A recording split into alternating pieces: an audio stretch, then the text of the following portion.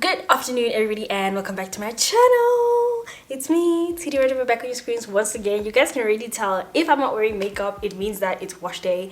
So I'm going to be washing my hair with you guys in today's video. And I know I've been gone for a minute, but I have an explanation. I can explain myself, okay?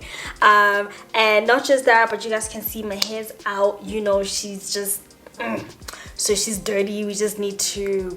I think in today's video what we're going to be doing is getting back to the basics of shampooing, knowing the difference between a clarifying shampoo, moisturizing shampoo, because someone in the comment section asked me that and I thought to myself, maybe she's not the only one who might not know the differences. So I'm going to be discussing that in today's video. So without any further ado, let us get right into today's video.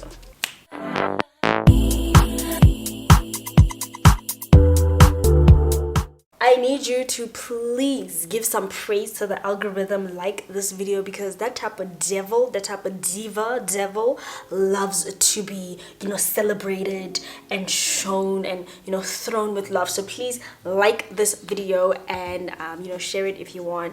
But please make sure you're also subscribed. But most importantly, like the video, okay? Like the video because she likes it when she's liked, okay? Which is the algorithm, not me.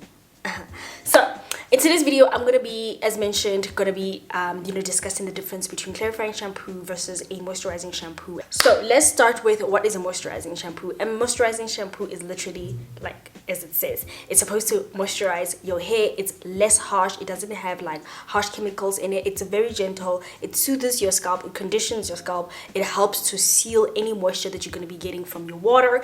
As you're washing your hair, it's going to seal some of that water into your hair, and also again, do the basics of what a shampoo is supposed to do, remove any product buildup and dirt and all that kind of stuff. But it's very gentle and you can use it as many times as you want, and it's not obviously not in one wash setting, but you can use it like 4 times a month. If you're somebody who washes their hair weekly, you can use it twice a month. And then when coming, and an example of a moisturizing shampoo, I have a few here, would be Oats of the Motherland Soft Life, and this is a scalp soothing shampoo, and most of the time the product will tell you what it is that you are buying so that you are not confused. This shampoo, it is very gentle, you can massage it on your scalp, it's not gonna hurt your follicles and all kind of good stuff. So I would say if you are, this is one of my favorite, this is like my go-to shampoo. It's very moisturizing, not gonna lie, it doesn't leave my hair stripped. As a matter of fact, I feel like it actually leaves a very healthy film around my hair, so that's why I like it. It doesn't have a normal consistency of a shampoo, it's more of a kind of like a cream, but it leathers up once it touches water and your scalp, and all the kind of good stuff, and you can massage it in. I'll show you guys in a jiffy. I'm gonna be washing my hair with you guys.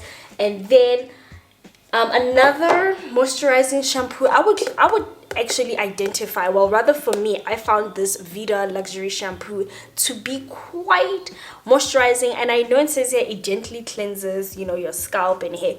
They're not lying, okay? But this is not a clarifying shampoo, so don't get it twisted. This is not a clarifying shampoo. Well, rather on my hair it didn't behave that way, and I liked it, and it foams a lot. So yeah, so I would say these two, if you can't get your hands on Soft Life, maybe try this. If you don't want to try that, then you can definitely try Native's Child moisturizing shampoo, and it says there moisturizing shampoo. It is formulated for our hair type. It's gonna condition your hair, it has good stuff, so it's not gonna also like leave your hair rough. So that is what a moisturizing shampoo does.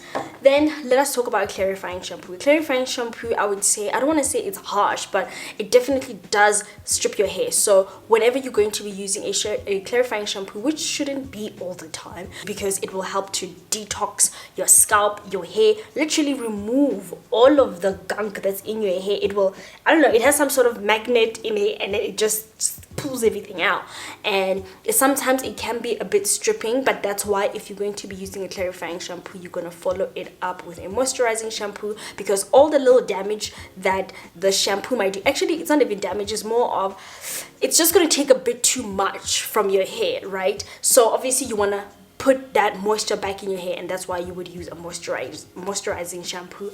You don't want to use a clarifying shampoo and a moisturizing shampoo all at the same time all the time.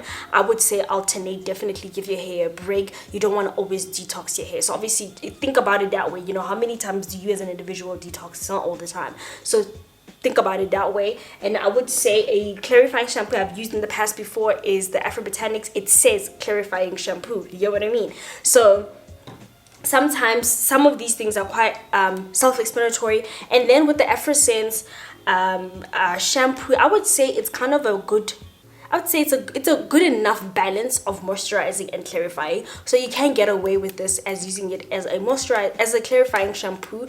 As a moisturizing shampoo, I would kind of give it a 4 out of 10. The moisture levels are not that intense compared to maybe like a native child, right? And then I would also say, they say this is a conditioning shampoo, and I actually do agree with them. This is the Afro True shampoo. It's like an alright shampoo, really. It's not really like my favorite. Like, I wouldn't rebuy this product, but I would also classify it as a moisturizing shampoo. And then the Masodi African black soap, I still have this. It's so much, I don't know at this point what to do with it, but it's a good clarifying shampoo. Very, very harsh on the scalp, I would say. Not really harsh, but it definitely detoxes your hair. If you're not sure what a clarifying shampoo is, pick this up. It will definitely clarify your hair. And yeah, so basically that's the difference. In case you guys were a little bit maybe confused, the Soft Life is the last shampoo that I used, the one that was like very high in foam. That shampoo is amazing. Not this shampoo, let me not say that shampoo. This shampoo is amazing because it smells good and it leaves like a healthy film on my hair after I rinse out.